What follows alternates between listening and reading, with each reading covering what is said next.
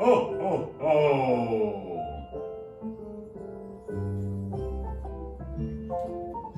Hello, and welcome to a very special Christmas edition of Cooking with Rob.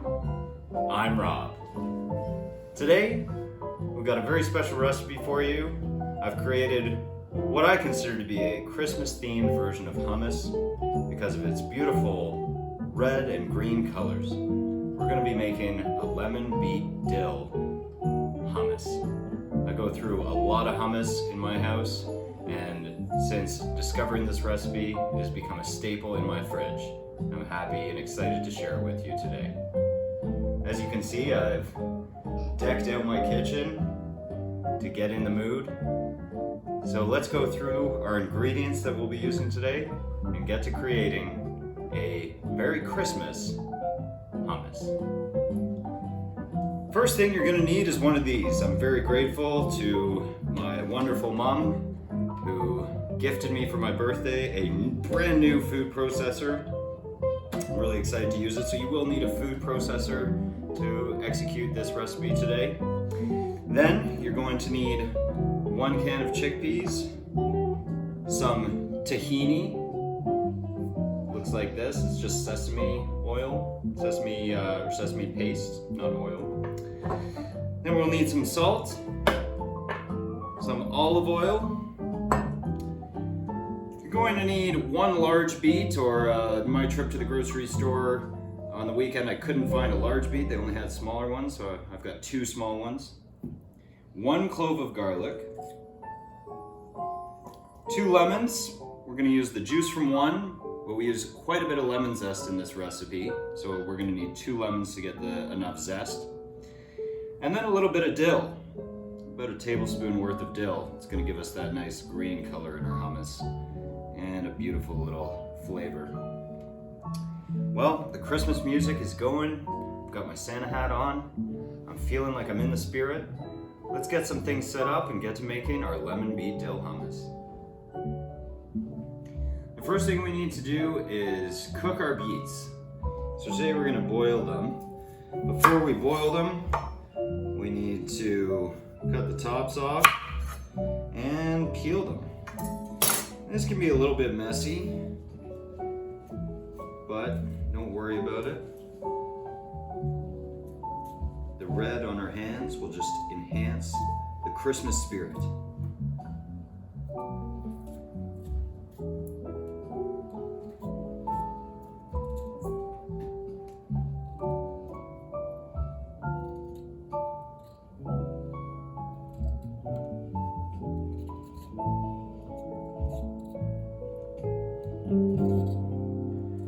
You see I've got 1 peeled here.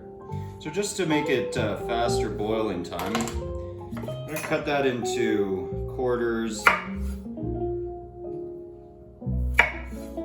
that the pieces are nice and small and they get soft quicker.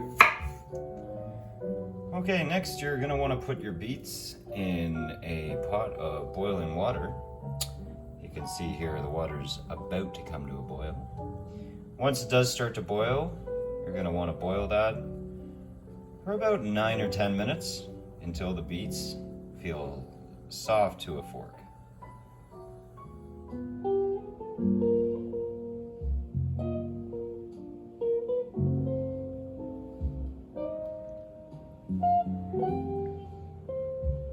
While those beets are boiling, we can get working on preparing the other ingredients that are going to go in our hummus. Let's start by juicing a lemon. I love juicing lemons. I juice lemons every morning, drink lemon water. So I'm quite used to this. Make sure you get all that juice out of there. Don't be afraid to use a little strength. Last episode of Cooking with Rob, we were doing bicep curls in the kitchen. So let's put that arm strength to work here. Ooh. Make sure we get all of that.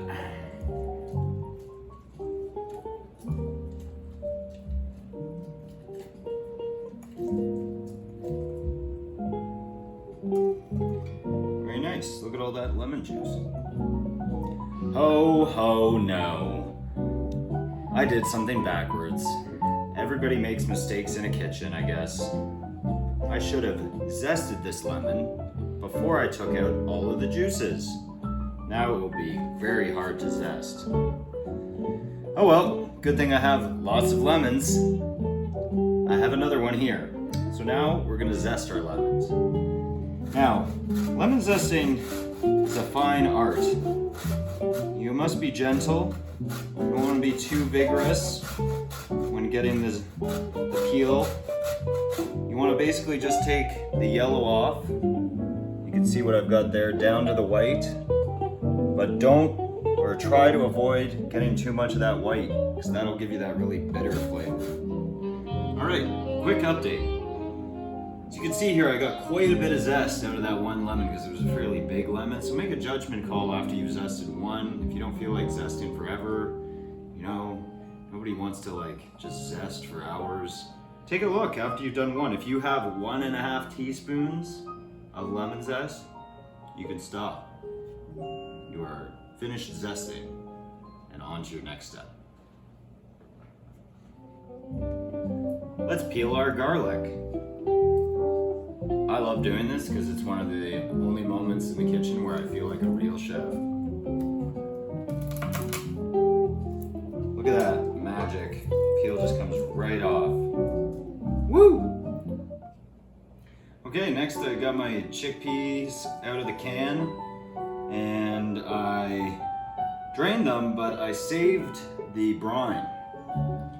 So we're going to use this potentially at the very end of the mixing in case we want to get a little bit creamier consistency. It works quite nice to make a creamier hummus right at the very end. We might use it, we might not. Depends how it mixes with the olive oil alone. Ooh, steamy beets. Well, my beets are finished boiling. I've strained them. You're going to want to chop them into smaller pieces in the food processor before adding everything else. So let's get that going.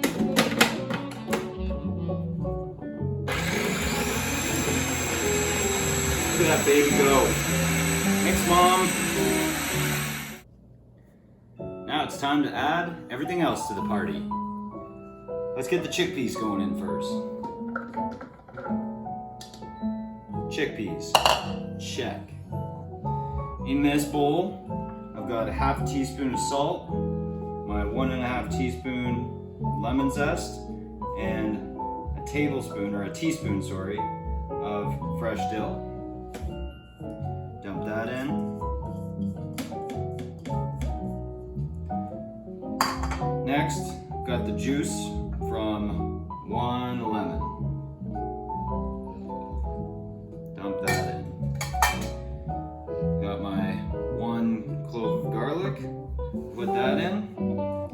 Then we're gonna get that mixing on low, and we're gonna actually add the 1/4 cup of olive oil once it's mixing, to do something called emulsify it.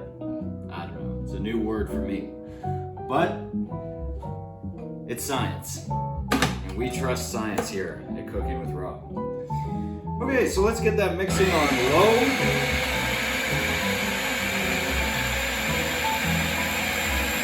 While it's mixing up, add my 1/4 cup.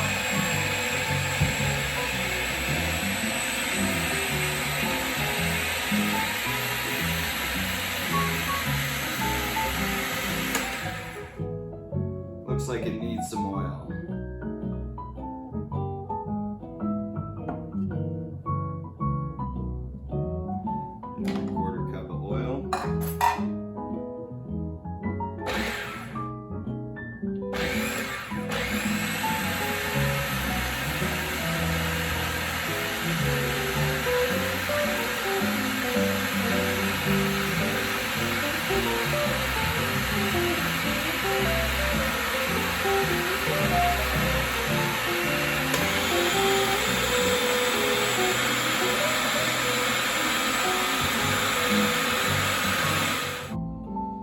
Okay, so I've scraped down the sides with my spatula here that I found.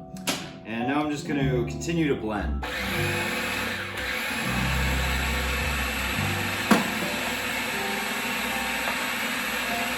And at this point I'm starting to see I'm probably going to need more liquid.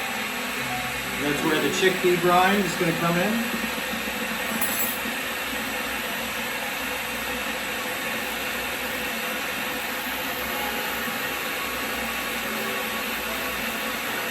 Get it up to high.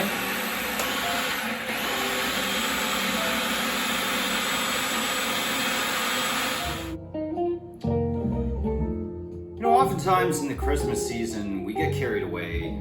There's a lot on our minds. Shopping, presents, decorating, how to make Santa like us. In the midst of all this, it's very easy to be forgetful, and I think it's time for me to own up that I've forgotten a critical ingredient in the hummus. And I'm gonna add it now and hope that it turns out okay. But Mr. Tahini, it's time for you to join the party. Tahini is the main ingredient in hummus, I'd like to point out, and somehow I left it on the counter. But let's get it mixed in. And now the moment of truth.